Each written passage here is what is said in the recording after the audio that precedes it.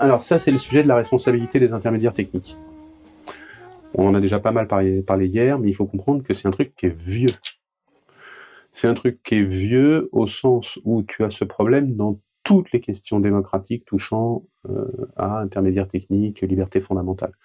C'est exactement le problème qu'on résout par la loi de 1881 sur la liberté de la presse. C'est un problème intermédiaire technique, responsabilité juridique de l'intermédiaire technique, encadrement de ses pouvoirs, etc. Et donc ça, c'est un constant.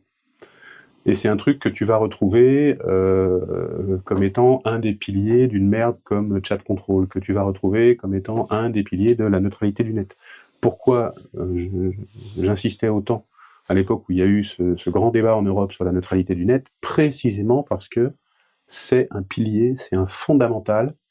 Et en fait, c'est un problème de droit qu'on a résolu depuis longtemps. Quand on a défini le droit pénal, il y a Mathusalem et demi, on a dit le coupable, c'est celui qui l'a fait. C'est pas l'intermédiaire technique qui a été utilisé pour le faire, c'est celui qui l'a fait. Si tu veux, le problème fondamental de... Oui, c'est pas le fabricant du couteau, c'est le mec qui tient le couteau. C'est ça.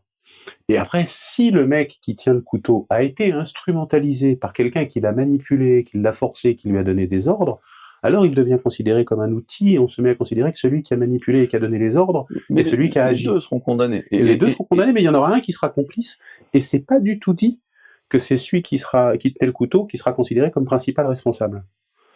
Et tu vois, ça, c'est un problème de droit pénal qu'on a résolu.